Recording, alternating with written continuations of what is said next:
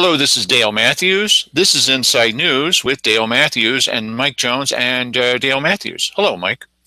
Yes, all three of us. All three Right. of us will be here tonight, and expanding on the ever-growing knowledge of local politics and scandal.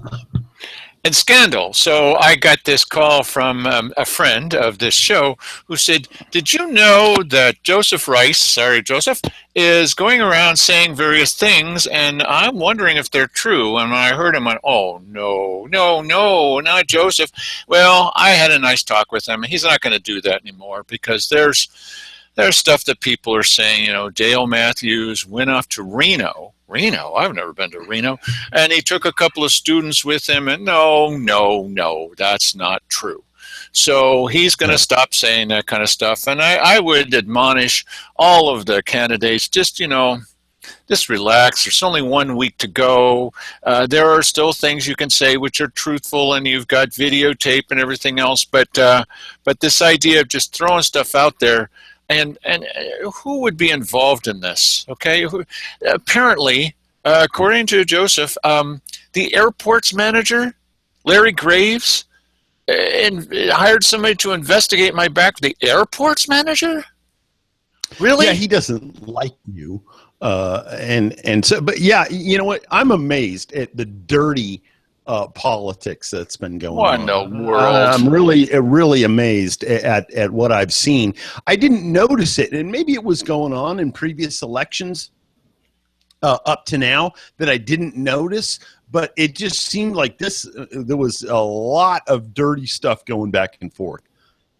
Well, he may legitimately be thinking that he's got 1 foot on a banana peel if I'm elected, because the guy has done a number of things which are really like, what? Really? He really did that? And so he'd be on a pretty short string as far as I'm concerned. And the folks out at the Illinois Valley Community Development Organization. Back at this point. No. What I'm trying to say Now is I was going to start into like the IV Community Development Organization. They should be worried because they said that they were going to create full-time jobs if we gave them a gift, and I'd like to know, how many jobs were created. So there's going to be some accountability depending on how things go, and there's another pair of people who, if they get elected, there may not be any accountability. I don't know. We're going to find out. I can't make any predictions this time. We do, and when we do, we're always right. But I have no idea which way this one's going. Just don't know. Yeah, we'll find out. This is something else. I was just surprised by some of the players. My gosh, that's amazing. Yeah. Never been to Reno in my life. What a foolish thing. Well, you're not missing anything. Just so you know. Right. Right. Now, last week, Donald Trump was here in Oregon. And he gave a talk there in Eugene at the Lane County Convention Center or something like that. And, we've all seen 100 of these because the news covers every single one of them in total.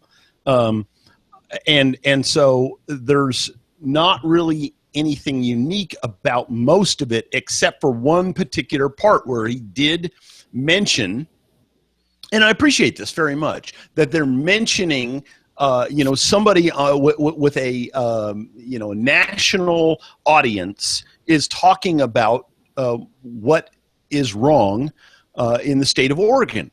And so here he is. And this is about a minute and a half, something like that. But I asked my people, these are statisticians. Can you imagine? I don't want to knock as one of my statisticians here, but I asked my statisticians, I said, do me a favor, get me some information on Eugene, Oregon. How we doing? Okay? Not great. Not great. What's going on with you guys? Not great. Let's go. Well, you know what? You need help from the federal government. The federal government is allowing other countries to rip this country off like you've never seen. And I hate to say it, Oregon's being ripped off also. So, timber is a crucial industry in Oregon, but it has been hammered by, why are we surprised? By federal regulations, right? Oregon lost 3/4 of its timber mills since 1980. Is that possible? 3/4. That's a lot of timber mills, right? A lot more than that locally. So rural Oregon has been devastated by soaring poverty, joblessness, and hopelessness. Other than that, you're doing great, right? That's their bad statement. Timber jobs have been cut in half since 1990. We're going to bring them up, folks. We're going to do it really right. We're going to bring them up, okay? The number of people on food stamps in Eugene, Oregon has tripled since the year 2000. By the way, this is like this all over.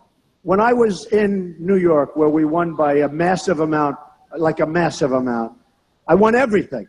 When I was in New York, I toured the state. Now, I know New York well, but I went up to Syracuse, I went to Albany, I went to Rome, New York. Okay, so essentially, he, leaves that point.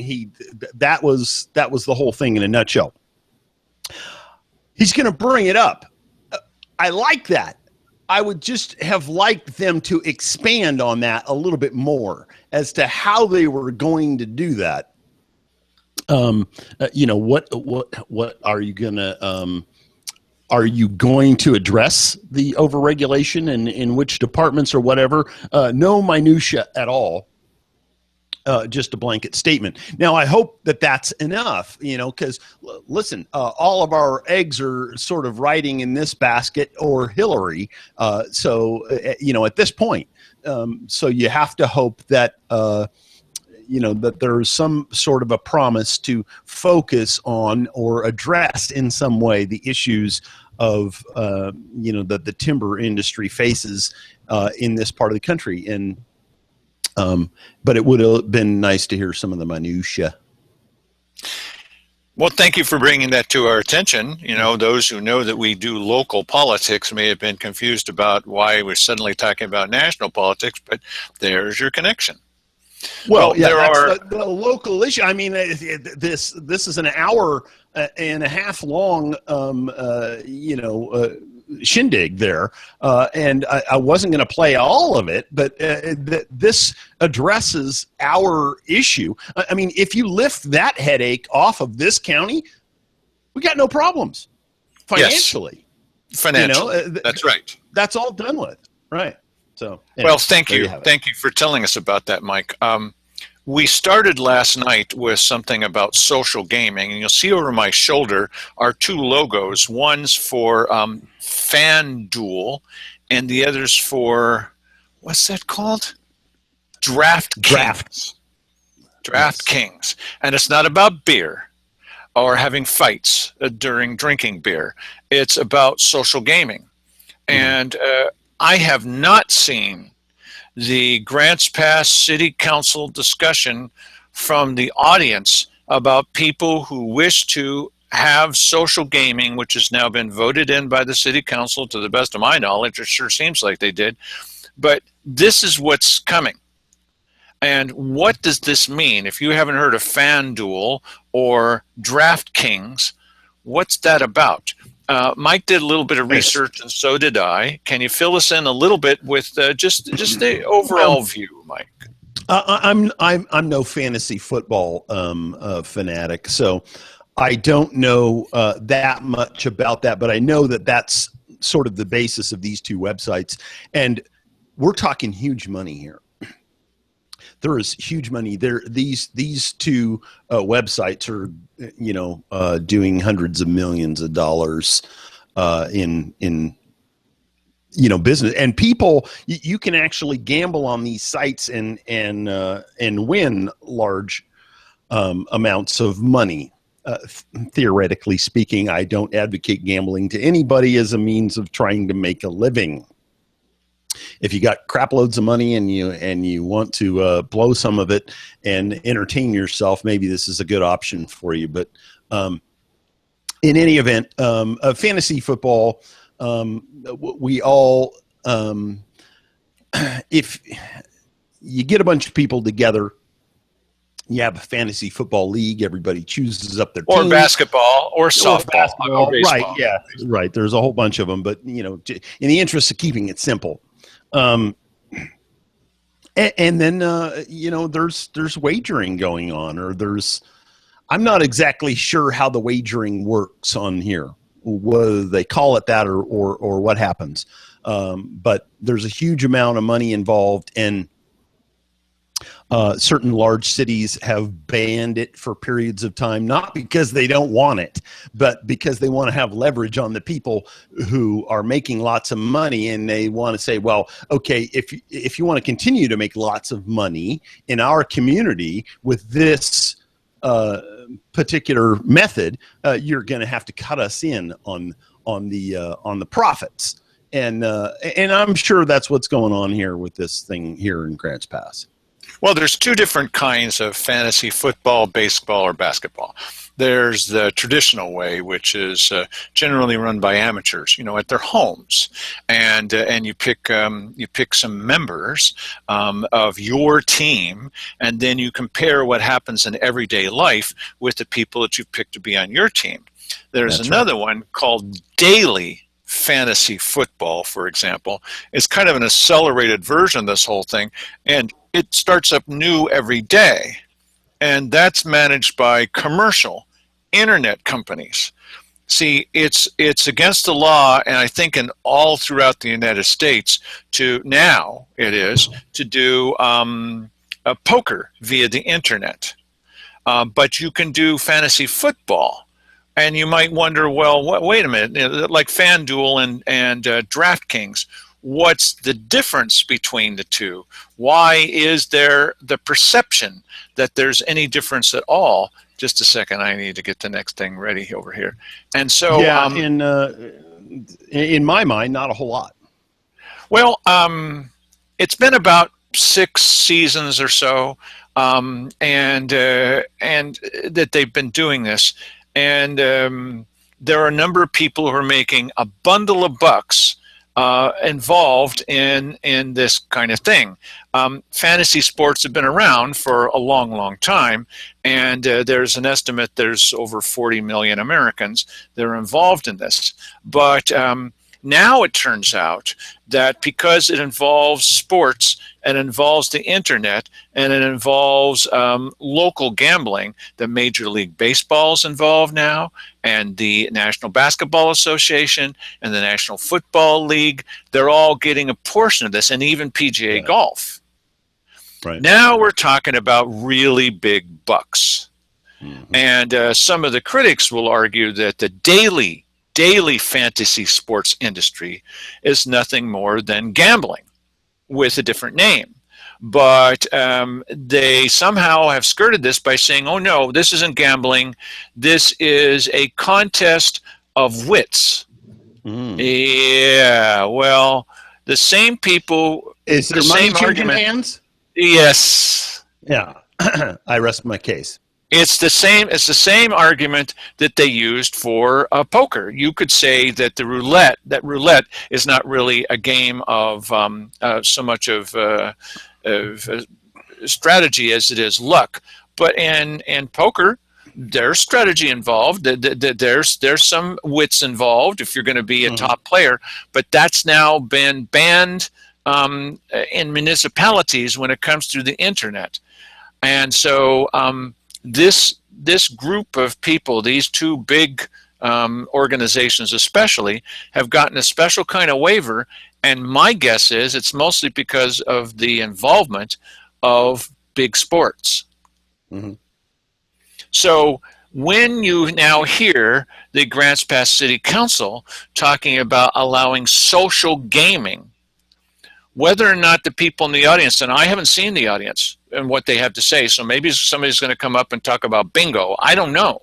But regardless of what they say, this is what's coming on down the line. Now, Mike, you had some important things, in my opinion, to say about poor people, about desperate people, and about not super well-educated people, and their desire to strike it rich. You want to talk about that just a little bit? Yeah, well, I don't know. I don't know if I can expand on what I said last night. I just think that, this is a tax on the less intelligent in many cases. Now, Not in all cases, yeah. no, not in all cases. And when you're talking about, Yeah, I have one. Sorry. there are some people that are using, FanDuel and some of these things, and are skilled at what they're doing and are making money at it. I personally, I mean, for me, it would be gambling because I have no idea what I'm doing, and so I just think that. If they're talking about allowing this here locally, it's because there's something in it for them. Personally, I don't care. If people want to gamble away all of their money, that's their business. I don't have anything to say about it. I think we should be free to do a lot of stupid things. I mean, really, because I mean, this is life, a lot of life and growing up. I mean, I think the time between 20 and 30 is where you do mostly stupid things. Hopefully you're smart enough to, move up into doing some smarter things in your 20s. But there's a lot of dumb stuff in your younger years that you do. And I think a lot of it ought to be legal, and for crying out loud, let's let Darwin's theory work itself out. And, some people will learn by banging their head against a brick wall 50 times. And they'll say, well, okay, that was a bad idea. I won't do that anymore. And move on. Other people are going to get addicted to stuff like this. But if it wasn't this, it'd be something else probably with that particular personality type. So, it's a free country. I would hope it stays that way. I'm just a little distraught by the idea that the city council wants to bring in extra revenue balanced on the back, not just this time of property owners, but of people who have no hope, and their wish is that they can strike it rich. But I guess you can go all the way back to the gold panning days on that, bud. Sure, I suppose. I can't see you right now, just so you know. I'm seeing whatever's on your. All right, that's because we're going to go straight to that. Here's what the call to action was for the Grants Pass City Council. Now they've got the idea that they can. That there's no need to put this to a vote of any kind by the public, that the city council can decide this, that they can decide that no persons under 18 will be allowed to come in and do this, or no persons under 18 will be allowed to play. They could switch that to 21 if they wanted to. California just changed the smoking regulations from 18 to 21. Or they could not permit social gaming at all. Well, of course they're going to permit social gaming, because what we're talking about here is bucks, major income for the city. And the fact that it's balanced on the back of people who in many cases may not be able to afford such things, while at one time they have a task force to try to help people with their gambling problems, and a number of times, other times they're just happy to cash in on it. So but I agree with Mike. You should get a chance to do what you want to. But I want you to know it's about this, not about some other kind of benign, let's play bingo kind of thing. No. And you know what? I have a little bit of a problem in that I know for a fact that any money that government gets from this, they're going to shoot out of the same fire hose that they shoot all the other money out of. And it is a little bit bothersome that they're getting this extra money, which they're going to become dependent on and want to have an ever-increasing share of this money that feeds on the decay of the human soul. That I have a problem with. Wow, Mike. Woof. Well, it's like, you can follow these things down to the pit of hell if you want to. I mean, because people, can I bring a video camera? If you'd like, gambling addiction is a serious thing. I mean, people, they are pursuing this. It's more of an emotional fix feeling thing. They're pursuing that in the hopes and the dream all the time that they're going to solve all of their worldly problems, which are now spinning around the problem that they created themselves by this gambling addiction, because they're pouring all of their money into it to the exclusion of taking care of the rest of the necessities in their life. And that's a sad thing. And I well, let's make it easier for them to do that, so we can tax them and get more money out of them. Yeah, I'm sorry. I have a problem with that. All right, so we're going to let this play and then stop it whenever we want to, because it's our show. And you'll get a chance to hear some of the arguments mostly for, I think, from the city council, a little bit more from Mark Bartholomew, the city attorney. And let's hear what they know about it and what they don't know about it, and what they're willing to admit and what they're not going to admit. So here's the city council. I guess my question is kind of twofold here. Why are we not classifying this as an adult business, number one? And if we don't classify it as an adult business, can this go any place in town? I mean, if we don't have restrictions we have restrictions on adult businesses where they can go, like Councilor Goodwin was talking about. To me, under 18 years old is still not, to me, in my mind, is not legal to go into establish that kind of establishment. So the question as to whether or not, why we're not calling it an adult business, that's not for me to say, that's for the council to say, and the council calls it an adult business by restricting entry to the premises to those 18 or over.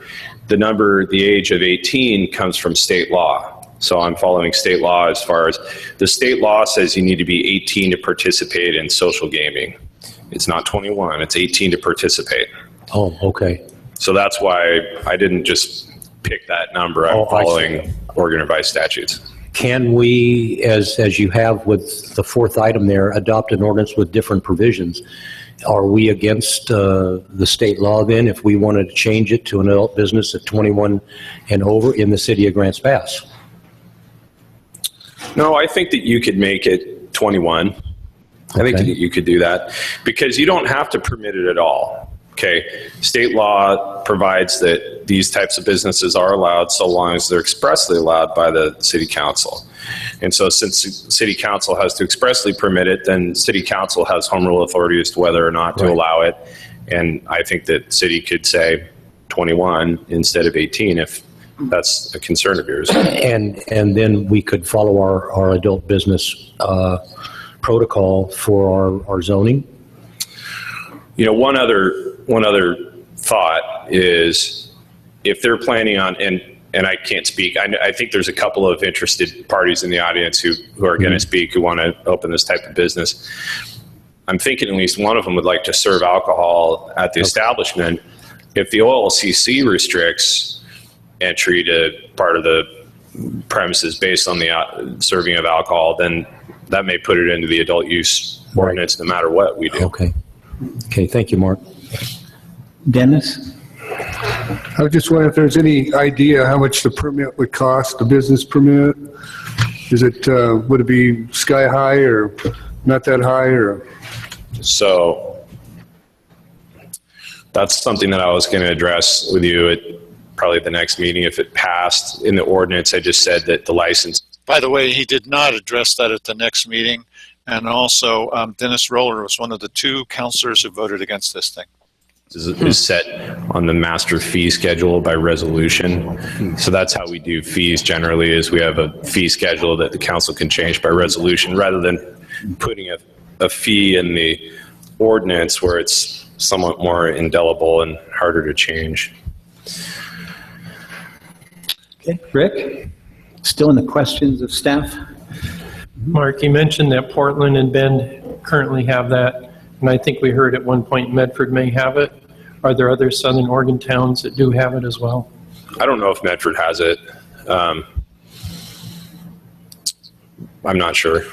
It's too far to go to find out if Medford has it. I'm a little surprised about that. I mean, was that too much trouble before you make this whole presentation to find out? Well, and another thing is I'm always a little bit puzzled by the desire of people to know, are other people doing this stuff too? Because I don't want to be the only one to do it. If I'm the only one to do it, people might look at me and go, "Why are you doing that?" Well, this is what I meant last night by prepared legal counsel. He doesn't even know if they're doing it in Medford. Okay, so I'm not paid to do that job, but one would think they would find out. Mike's right, in my opinion. It doesn't matter if everybody's jumping off a cliff. Are you going to do it too? But it might be nice to know what kind of experience do they have in Medford with this. We don't know. We don't know because it's too far away to find out. Okay. I looked at the League of Oregon Cities website on the topic, and League of Oregon Cities had a link to other cities around the state that have it. It's not necessarily a comprehensive list. I think I looked to see whether Medford has it, and I don't remember if Medford has it or not. Sorry. I don't believe Ashland has it. Okay, Roy and then Valerie. From an economic point of view, obviously, because there's a couple applicants that indicated they feel that there is a demand for this kind of activity, and it would seem to me that it would be in the best interest of the community to have some control over it, rather than have it in the back door and have people do it in their home. Now, wait a minute. Yeah, I don't understand that. You can't possibly have people do it in their home. Why, there'll be no control over it. Read that. Don't even read fee into it. Read tax. There's no difference between a fee and a tax, according to Wally Hicks, back when he could be trusted. There's no difference. So we won't be able to tax it if you're doing it in your home. So it's in the best community interest to tax this thing to the hilt. Come on. Yeah, but who is the tax on? And understand that 100% of what people lose in that is a tax on the community, which is a burden that makes it harder for the community to achieve a state of prosperity. I think.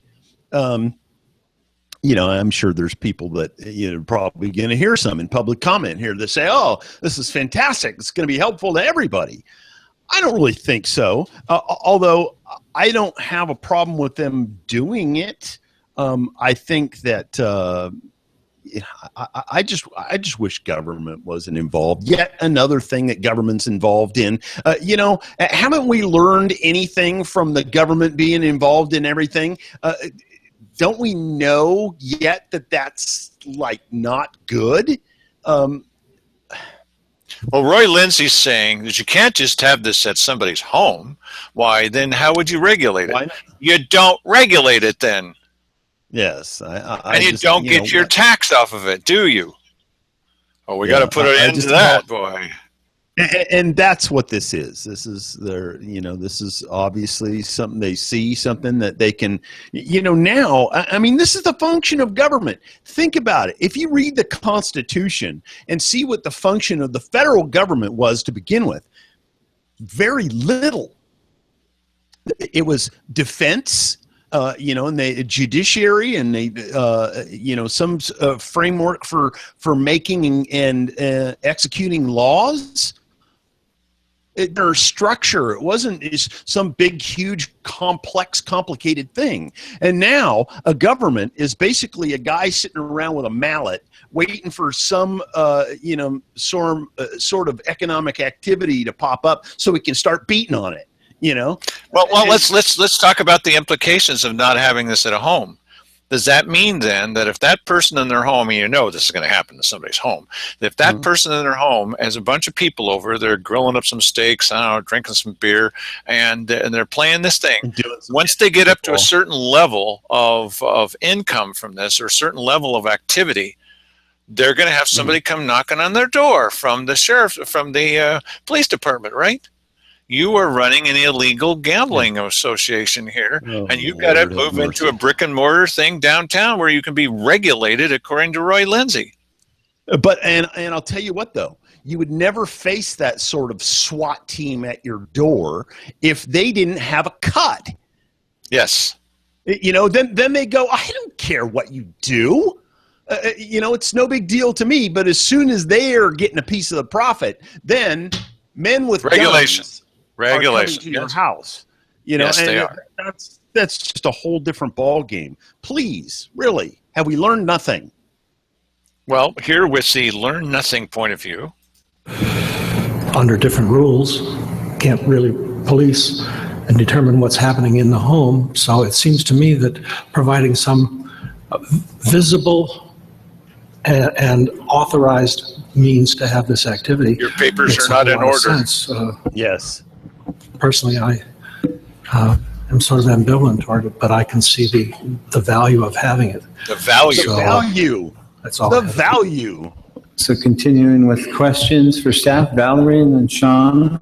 I just had a question. So the licensing is the fee, right? So they apply for the license, and that's the fee they paid. And you were saying that that's determined after, if we were to pass it at this point in time, then the fee would be established? Is that how it works? Right, correct. So the proposed ordinance just says that the license fee is set by resolution by council. And that's how council sets fees for nearly everything. Taxes. And so and rather than having you decide on what the fee amount would be. All right, go. Depending on how much money is, how much profit is created, you're going to see licensure for this stuff be, I mean, liquor licenses cost a lot of money.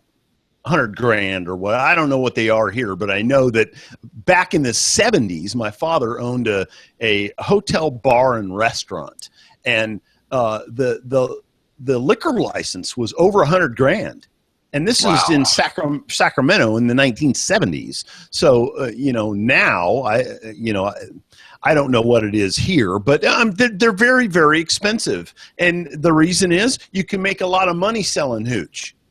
And if you can make a lot of money in this department, you can expect the license fee for this to be substantial. I just thought I'd bring that issue back if it passes at the next meeting. Okay. Okay, thank you. Okay, Shauna? Mark, to clarify the examples of Portland and Bend, what is their minimum age in their ordinances? Or do you know? So I think he doesn't know. It says you have to be 18 to enter into the premises, and I think Corvallis says that you have to be 18 merely to play. I could be getting those reversed. However, I don't think that it really matters what it says in those cities, because those cities don't have the adult use ordinance like we have. So, and there's without the adult use ordinance, to me, there's not a heck of a lot of difference between needing to be 18 to play or needing to be 18 just to enter into the premises. Very few people are going to go in just to the premises and not play, I would think. And so I would encourage you not to read into what other cities do as far as 18 to play or 18 to enter, because they just simply don't have the unique circumstance of the adult use overlay that we have. Any other questions of staff before I open it up to the public? Dennis? I was wondering, when going through the ones that do have gaming ordinances now, what's been an experience? Has anybody complained about creating a lot of trouble near these establishments or anything, or does it seem to be a non-plus or something? I didn't reach out to anybody and ask if they had trouble with them. Oh, why would he do that? Roy? Yeah, this probably goes to Jim Hamilton. What impact do you think this is going to have on the policing aspect of the city? That's going to be tough to say, just because we don't have any experience with it as far as the background goes. I would imagine it would be similar to complaints about minors going into licensed facilities for alcohol. What are you doing with the camera? A variety of those. They're not something that we get on a regular basis. But I would imagine those type of complaints would be would we get somebody that's underage either going into the facility or actually playing those games. I can't imagine us having a lot, but it would probably depend on how things are written. And with OLCC and licensed establishments, they have things posted. So it's very clear that you can't enter at that point. I don't know how this ordinance would show that, if it would show the same thing or not as far as postings are required and certain requirements that are similar to what OLCC requires their licensees. Jim? Yeah, real quickly, Mark. So both ordinances have a background check component. Right. Okay. Mike, would you talk for a minute? I'm going to jump forward to public comment because this is boring. Yes. Well, I don't know. I really don't know what to make of this. I'd like to know, what the license fee is going to be, how they're going to tax this, what part of any given transaction is the city's cut of this, and I'm guessing that all of that is something yet to be determined. However, there are apparently other communities that already have this in place. Perhaps the civilians here would need to go and look at those other cities in order to get the answer to this. Because that would be nice, but they voted to do it anyway, even without any of that information, which is just lovely. Okay, here's what the public had to say. I'm starting it with the first person that spoke right after Mark Bartholomew. I don't know if he's a proponent. We're going to find out together. Here we go. Okay. Thank you very much, Mark. Thank you. Yeah, right here. All right, I'd open it up to the public for comment on this matter. You'll have 3 minutes. When the yellow light goes on, you have 30 seconds left. I don't have any little blue request sheets, so we'll just take a hand from the audience. Anybody want to speak on this issue? Yes, sir, in the back. Could you give us your name when you get up to the mic, please?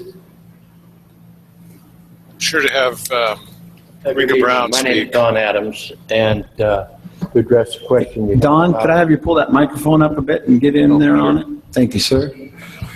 to possibly help out with the question you had about any law enforcement being called, et cetera.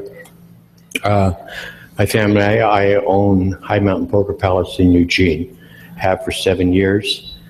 Not one time have we had to ask any law enforcement to come out. We do serve wine and beer there, which consequently under the OLCC it's 21 years to come in. Very good, sir. Thank you. Thank you. Thank you. Anyone else? Yes, sir. Why would that guy want to come down and say that? Good question.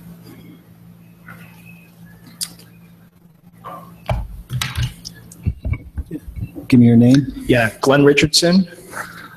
Sort of mentioned at the beginning of this that a local attorney approached on behalf of the client. Well, I'm the client. So I'm obviously interested in this business, putting it here in Grants Pass, and I wanted to address some of the questions that you had earlier. Good. Ashland does have a social gaming component as well as Gold Hill. So these are two super local communities. And I know firsthand because I play in Ashland at their social gaming room with a lot of Grants Pass people who make the journey. So those dollars are going out this door and arriving in that door. Sold. So I wanted to address that. Secondly, it's obviously the council's decision to decide on, but the social gaming licenses in other cities, and there are a lot, Bend, Corvallis, Eugene, Portland, Brookings, I think, has one, as we started to talk about. They currently range from 50 to 500. So that's obviously, you can do whatever you want, but that's pretty much the scope of what other cities have been doing. That's pretty much it. Obviously, I hope you consider it. Thank you. Thank you. Well, that guy should have made the presentation instead of Mark Bartholomew. Apparently. Yeah. So what do you think about the idea that there's this, that other communities in our area are doing it, including Ashland, Mike? Okay. People are traveling to Ashland from Grants Pass to go do social gaming. Yeah. No, I listen. I know that fantasy football and these other fantasy sports, it's big business, and there's a lot of people that are involved in it. And I think there's a lot of fun being had by people playing this stuff without a lot of money involved in it as well. There's a lot of people doing this, but apparently some people want the gambling aspect to it, and they're willing to travel, I guess, from Grants Pass to Ashland at least. Oh, but this isn't gambling. This is a game of skill. We got to keep whatever. stick to the script. It's a game of skill. There's no gambling involved. Okay, and that's fine. I don't care if it is. The point is, I think it really comes down to this point, is that I would like to know, okay, Gold Hill, how much money are you making off of this? How are you taxing this? How are you, and how is Ashland doing that? How much are you taxing it? What are the fees involved? And, I'd like to know about that. And well, to your point, I can't imagine that's not part of the presentation. Yes, to your point. Imagine we're all city councilors now. Could you say, we're not going to get this from the appointed people. They were picked by the staff or anybody else that's there. Dan DeYoung's not there this night. And so all those people who are city councilors, we've seen this dozens of times. Why don't you say, before we take a vote, let's gather just a little bit more information, because although Mark Bartholomew say he doesn't think it's happening in Ashland, it apparently is happening in Ashland. And Gold Hill, how far away is that? Go talk to them, get some information, find out if they regret what they've done, or there's a problem surrounding it, there's more law enforcement needed, or there's a bundle of bucks to be made. Can we please have some more information before we rubber stamp something? You don't know what you guys are talking about. You have no idea. And even the city attorney has no idea what he's talking about, and you're going to vote on it? Yeah, that's weird. Okay, just a little bit more. We'll see if they have anything more important to say. My guess is no. Marijuana, and so I think that keeping the families separate from the gaming just seems to make sense to me. But I'd like to hear what you guys have to say. So Jim and then Roy. Yeah, I really wish we had, I think Laura has a great slide or picture in previous presentations of the overlays of our exclusionary zones for adult businesses. And I guess my comment is if we consider this, there are very few places left in the city limits of Grants Pass, because you're talking 1,000 feet from residential neighborhoods, 1,000 feet from schools, and 1,000 feet from parks, even some pretty small parks. And so I guess my comments would be, if, like the gentleman spoke earlier, if it's an establishment that is a drinking establishment, wine and beer, that sort of takes care of itself with the OLCC. But then if you look at other places that I know of, if it's, say, a restaurant with a banquet room that wants to have a tournament night or whatever, they wouldn't be able to do that kind of thing. So I guess it's in my mind, if they choose to be what we consider that adult business with drinking, I think it kind of takes care of itself. And thank you, Laura. There's a great map right there. So basically everything in purple and no, blue. it's only the things in white, I believe, that are not colored. It's just what's covered, what you can see in the aerials. Okay, that so would the allow. purple circles are schools, parks, etc. Right. Yes. So in the city limits of Grants Pass, in blue, only those little slivers of white. Those are the places they could locate it. Now, those little slivers are, it may be hard for you to see on the screen. They're on the left side, about halfway down. Sort of on the left side, about halfway down. There's several little rectangles of white, And all that light blue and the green and the purple are fantastic colors, but they've got nothing to do with this. That's the only places where you can possibly do these activities. Mm-hmm. So, okay. If it was adult restricted. If it was a brand new adult And use. if it was, yeah, Right. exactly. If they went into a location that had previously been an adult use, a different bar or something, then yes, they could do their new adult use at that location. So that's something that we really need to be cautious about, that people understand if they're opening a new facility. If they went back into the Elks building, great. But if it's otherwise, they need to be very careful and work with the planning department to make sure before they sign a lease or buy a piece of property. Right. Thank you for that, Laura. Yeah, because there are a lot of non-conforming uses outside of those zones. That would Where's be the free eligible speech to, zone? Put this in their establishment. So we're not restricting it just to the map. Also, any existing over 18 adult business would be able to add this to their business plan. Okay, after Jim was Roy. Yeah, this is a very difficult issue to deal with because there are so many variables and so many considerations to be dealt with. But they're going to do it anyway. And they voted to pass this thing, even though they don't have the information.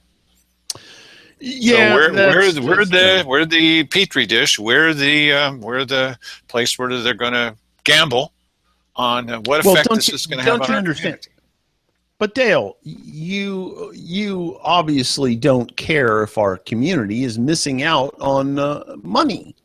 Yes. You know, I mean, we need money for the children, Dale, and we're going to get it out of the back pockets of people who are dreaming of a better life, and by gambling.